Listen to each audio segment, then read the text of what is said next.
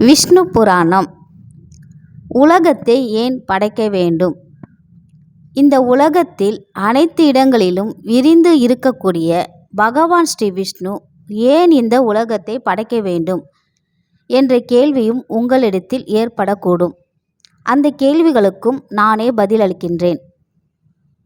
விளையாடிக்கொண்டே இருக்கக்கூடிய திருபாலகனுக்கு அந்த விளையாட்டு பயனாவது போல பரமாத்மாவாக இருக்கக்கூடிய ஸ்ரீ விஷ்ணுவிற்கு உருவாக்குதல், பாதுகாத்தல், அழித்தல் முதலியவை அவருடைய லீலைகள் இன்றி வேறு எந்த பயனும் கிஞ்சித்தும் இல்லை என்பதை அறிவீர்களாக.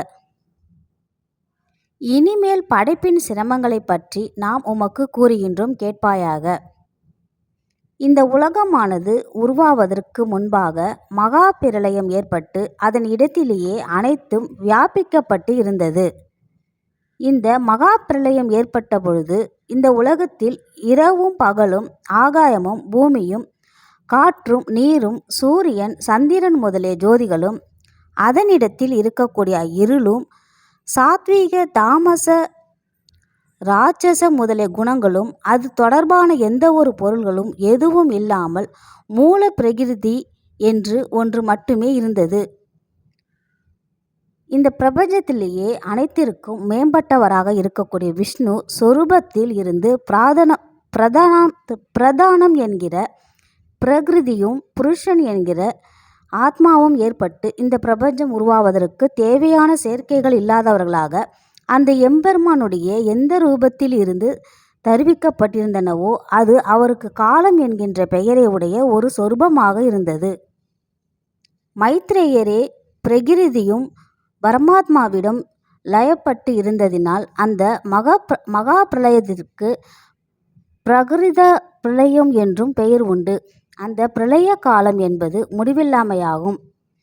பிரகிருதியான மூலப்பகுதி சமகுணமாகவும் புருஷன் வேறுபட்டு இருக்குமிடத்தில் விஷ்ணுவின் சுயரூபமான காலமானது உலக தோன்றுதலுக்கு அனுகூலமான சூழலை ஏற்படுத்தியது. பின்பு ஸ்ரீ ஹரியானா விஷ்ணு தனிச்சையாக தன்னுடைய லீலைகள் மூலமாக பிரகிருதி மற்றும் புருஷர்கள் இடத்தில் தோன்றி ஒன்றுக்கொன்று எந்தவிதமான ஏற்றத்தாழ்வுகளும் இல்லாமல் சமமாக இருப்பது போல சாத்வீக ராட்சச தாமச குணங்களுக்கு வைஷமியங்களை கற்பித்து பிரகிருதி மற்றும் புருஷர்களுக்கு இடையே சலனத்தையும் ஏற்படுத்தி அருள் புரிந்தார். வாசனையானது கம்பீரமான மனதிற்குள் உள்நுழைந்து தன்னுடைய மனதின் மூலமாக விகாரத்தை ஏற்படுத்துகின்றதே தவிர வேறு எந்த ஒரு தொழிலையும் பணியையும் செய்வதில்லை. அதுபோலவே பரமேஸ்வரனும் தன்னுடைய சக்தியின் வலிமையின் மூலமாக பிரகிருதி மற்றும் புருஷர்களுக்கு இடையே சஞ்சலத்தை ஏற்படுத்தி பிரபஞ்சத்தை படைக்க காரணமாகிறார். வாசனை என்பது மனதின் மாற்றத்திற்கு காரணமாக அமைகின்றது. ஆனால் பரமாத்மாவான ஸ்ரீ விஷ்ணுவின் சக்தியோ பிரபஞ்சத்தில் ஏற்படும் மாற்றத்திற்கும் தோற்றத்திற்கும் காரணமாகின்றது. அது மட்டுமல்லாமல் சலனத்தை ஏற்படுத்துகின்றவராகவும் இருக்கின்றனர். அந்த சலத்தினால் சலிப்பிக்கப்பட்டவரான பிரகிருதி புருஷ சொரூபமாகவும் இருக்கின்றார். மைத்ரேயரே ஜீவனுடைய கர்ம வசத்தினாலே பிரகிருதியிலிருந்து சாத்வீக ராட்சச தாமச மகத்துவம் உற்பத்தியாகின்றன. தோன்றி இருக்கக்கூடிய மகத்துவத்தை விஷ்ணுவுடைய சரீரமான பிரகிருதியானது மூடிக்கொண்டு இருக்கின்றது. அந்த மகத்துவம் என்பது சாத்வீக ராட்சச தாமச என்ற குணாதிசயங்களை கொண்டதாக அமைந்துள்ளது. விதையானது மேல்புறத்தில் கடினமான தோலினால் மூடப்பட்டு இருப்பதைப் போல உள்ளே இருக்கக்கூடிய மகத்துவமானது விஷ்ணுவுடைய சரீரமான பிரகிருதியினால் மூடிக்கொண்டு உள்ளது. பின்பு அந்த மகத்துவத்திலிருந்து வைகாரியம், தைஜசம் மற்றும் பூதாதிகள் என்ற 3 விதமான அகங்காரம் பிறந்தன. இதில் சாத்வீக அகங்காரம் என்பது வைகாரிகம் என்பதாகும். ராட்சச அகங்காரம் என்பது தைஜசம் ஆகும். தாமச அகங்காரம் என்பது பூதாதி என்று அழைக்கப்படுகின்றது. இந்த அகங்காரங்கள் 3 வித சக்திகளுடன் இருந்தமையினால் பஞ்சபூதங்களுக்கும் இந்திரியங்களுக்கும் பொதுவாக அமைந்திருந்தன. பஞ்சபூதங்களின் தோற்றம் பிரகிருதியினாலேயே மகத்தத்துவம் மூடப்பட்டது போல அகங்காரமும் மகத்தத்துவத்தின் மூலம் மூடப்பட்டிருந்தது. அகங்காரத்தில் இருந்து ரசம், ரூபம், ஸ்பரிசம், சப்தம், கந்தம் எனப்படும் 5 நுண்பொருள்களான பஞ்ச தன்மாத்திரைகள் உருவாகின. அதில் பூதாதி என்று வழங்கக்கூடிய தாமச அகங்காரம் விகாரப்பட்டு சப்த தன்மாத்திரைகளை அடிப்படையான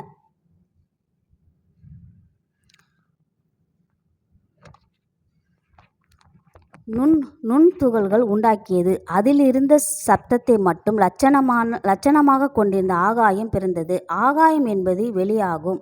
இந்த ஆகாயமே மற்ற பூதங்களுக்கான இருப்பிடமாக பறந்து விரிந்து இருக்கக்கூடிய பொருள் சார்ந்த உலகம் தோன்றி இருக்கின்றது.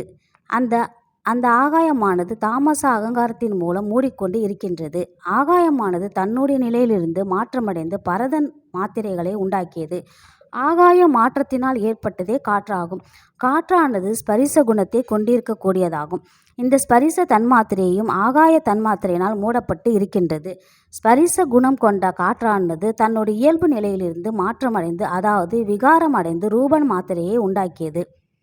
அதனால் தேயு பிறந்தது.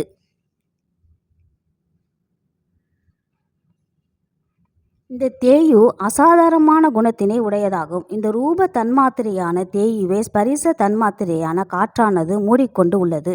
இந்த தேயு தன்மாத்திரையும் தன்னுடைய நிலையிலிருந்து மாறுபட்டு சுவை எனப்படும் ரச தன்மாத்திரையை உருவாக்கியது. இந்த ரச தன்மாத்திரையிலிருந்து அப்பு என அழைக்கப்படும் நீரானது உருவானது. ரச தன்மாத்திரையை ரூப தன்மாத்திரை மூடிக்கொண்டு உள்ளது. ரச தன்மாத்திரையானது விகாரமடைந்து கந்த மாத்திரையை உருவாக்கியது. அதிலிருந்து பிருத்திவி எனப்படும் நிலம், மண் பிறந்தது. சாதகமாக இருக்கக்கூடிய குணங்கள் ஆகாசாதி பூதங்களும் தன்மாத்திரைகளும் தாமச அகங்காரத்தினால் பிறந்தவை ஆகும். ராட்சச அகங்காரத்தினால் இந்திரங்கள் உருவாகின என்றும் கூறப்படுகின்றன. சாத்வீக அகங்காரத்தினால் இந்திரியங்கள் தோன்றின என்றும் சிலரால் கூறப்படுகின்றன. சாத்வீக குணமானது செயல்படக்கூடிய வடிவமான ராட்சச அகங்கார குணத்தின் நினைவின் மூலமாக 11 இந்திரியங்களை தோற்றுவித்ததாக சாங்கியக்காரிகை கூறுகின்றது. ஏனென்றால் சாத்வீக குணமும் தாமச குணமும் தனித்து இயங்க இயலாத நிலையை கொண்டதாக இருக்கின்றது என்றும், செயல்படக்கூடிய குணமான ராட்சச குணத்தின் கூட்டின் மூலமாகவே இந்த 2 குணங்களும் பரிணாமம் கொண்டதாக சாங்கியக்காரிகை விளக்கத்தை அளிக்கின்றது.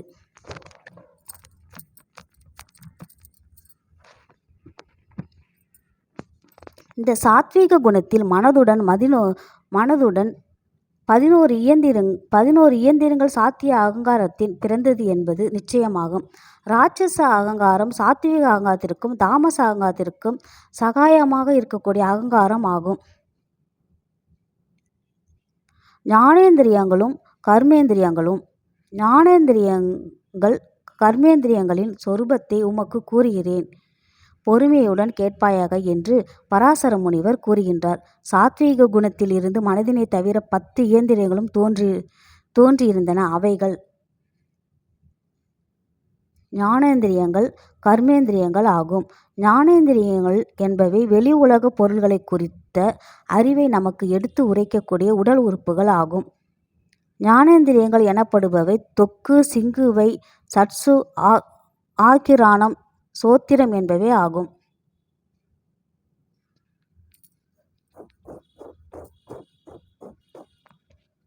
கர்மேந்திரியங்கள் எனப்படுபவை செயற்கருவிகளாகும். அதாவது வாக்கு, பாணி, பாதம், பாயுரு, உபஸ்தம் என்பன ஆகும். மலவாய் வெளியேற்றும் உறுப்புகளான கருவாய் எனப்படும் 5 தொழில் உறுப்புகளாகும். சிருஷ்டி சாத்தியம் இல்லாமல் இருப்பதற்கான காரணங்கள் ஐம்பெரும் பூதங்களான, அதாவது பஞ்சபூதங்களான விளங்கக்கூடிய ஆகாயம், வாயு, தேயு, அப்பு, பிருதிவி என்ற பூதங்கள் நமக்கு அசாதாரணமான குணம் கொண்ட சப்த, ஸ்பரிச, ரூப, ரச கந்தங்களை